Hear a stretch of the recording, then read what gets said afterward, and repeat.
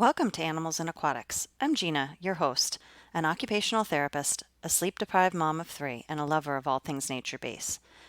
Welcome. If this is your first time listening in, I'm so happy to share this special episode with you.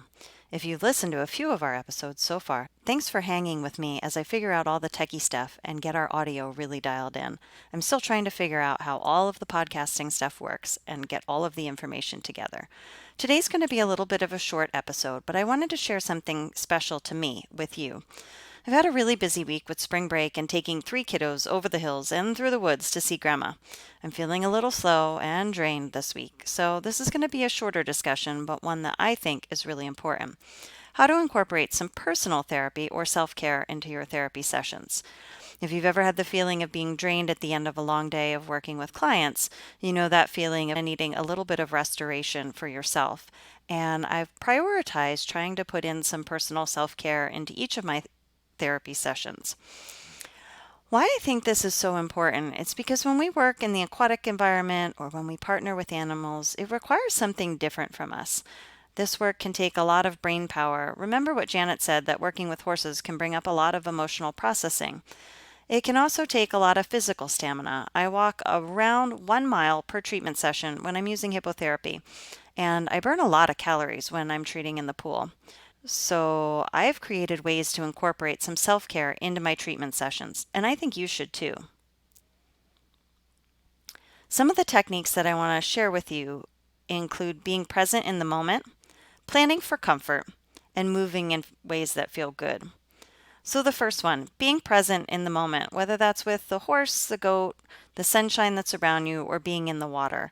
Being present can really give you a moment to yourself. It can give you a moment to focus on why you're there and doing the work that you're doing. And I find that when I am treating, just taking a moment to get out of clinical processing mode. I think a lot of us spend a lot of time in that clinical processing and problem solving. And indeed, we do need that. We need that a lot when we're incorporating hippotherapy or when we're incorporating other animals or nature-based services.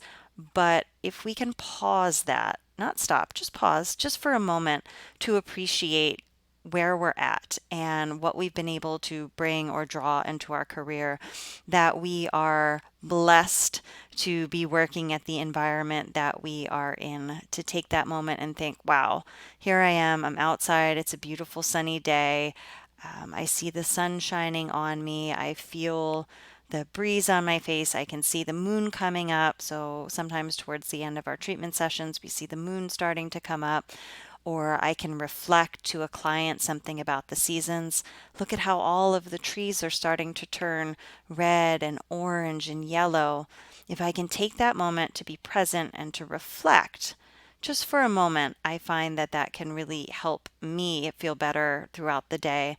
I can find that it helps me appreciate the treatment session that I'm providing, and it gives me just a little bit of restoration in the middle of what I'm doing. Another thing that I found that has been really helpful to me when I am treating is to move in ways that feel good. And a lot of times I find that when we're treating, again, as we're very focused on the client, we may not be paying attention a lot to our body. We may not be tuned in to signals from our body.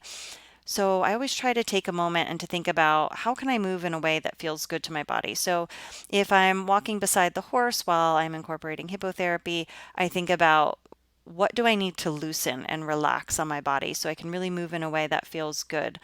If I have a horse handler that is in front of me, do I need to change directions or have them change sides so that way I can move in a way that feels more comfortable?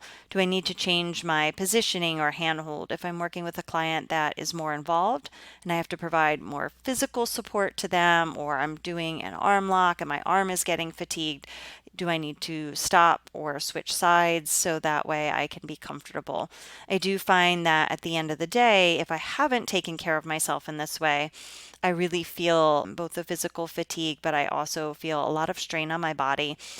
And as somebody who wants to work in this environment for a long period of time, I know that I need to take care of myself and I need to take care of my body. So, taking those moments to check in, find ways to move that feel good. If we're walking over varied terrain and I'm doing more of a nature based session, what are ways that I can move in that environment that are going to feel good? Do I need to put my hands down and do more of a little bit of climbing? If we're going over some varied terrain, do I need to sit and just take a little break and watch the kids move around me? When I'm in the water, that's a great way to move in ways that feel good. I often find that I can vary the way that I'm moving or swimming beside a client to provide them with the support and safety that they need while moving in a way that feels good to me. That weightlessness in the pool can feel very good at the end of a long day as long as I remember to check in with my body and move in a way that really feels good in that environment. So, the second recommendation that I have in providing therapy for the therapist is moving in a way that feels good during your session. My last one for today is planning for comfort. So, when we're partnering with animals or we're in the aquatic environment, we want to think about what that's going to entail given the weather or the situation. So, think cold, wet, dry, hungry, dirty, hot, whatever that situation is going to be, and then planning what is going to make you feel as comfortable as possible. So if that means layering up because you're going to be cold, then I pile on the layers. If it's a way to keep dry when I'm going to be outside and the weather is questionable, making sure I have the right gear, wind resistant pants and a raincoat, something like that, so I can stay dry. If it's being wet and I'm not really sure what the pool temperature is going to be, making sure that I have my wetsuit and I have something to change into when I'm done, that I have tea, something that's going to be warm, or a blanket to wrap myself in afterwards, that I am planning ahead to take care of my own needs after I've taken care of my client needs. If I'm going to be in a situation that is going to be really hot, that I make sure I have an opportunity to get out of the heat, to sit down in some shade, that I bring enough water or drinks. And usually with that, I'll bring something that's a little special. So instead of just having my typical water bottle with water, I might add some flavoring or an electrolyte powder to that water to help me drink, but also to give me something a little bit to look forward to encourage me to stay hydrated. And hungry, I'm not a very happy hungry person. So, part of my planning for comfort is to make sure that I have snacks with me or that I am going to have like a protein smoothie before I get started. And then I have something waiting for me when I'm done seeing clients.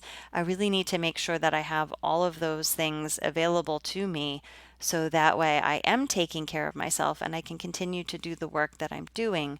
So, a typical day for me when I'm going to the pool is in the morning, I'm having an extra heavy breakfast. Again, I burn a lot of calories when I'm in the pool.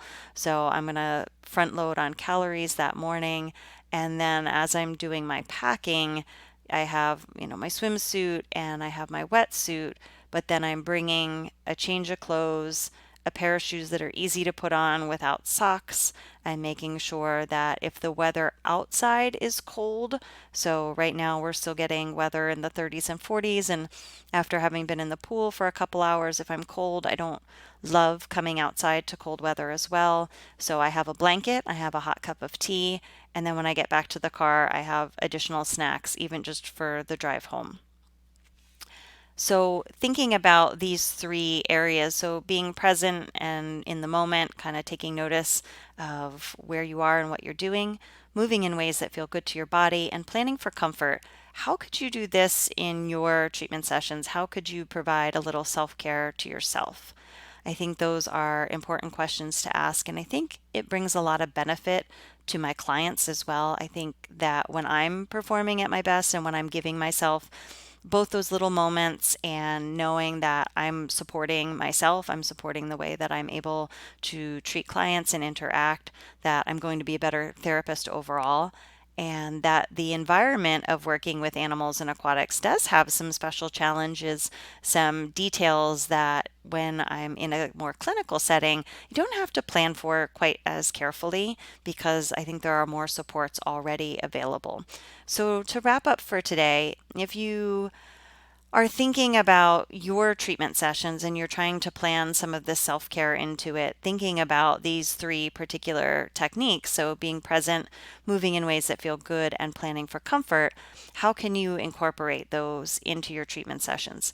Is there something else you do during your therapy sessions that you find is self care? I would love to hear if there are some other things that people are doing that I could add to my self care repertoire. If you haven't already done so, I hope you'll subscribe to the podcast. And if you like what you hear or have heard so far, please leave us a review so that other OT providers can find us. Thanks for listening.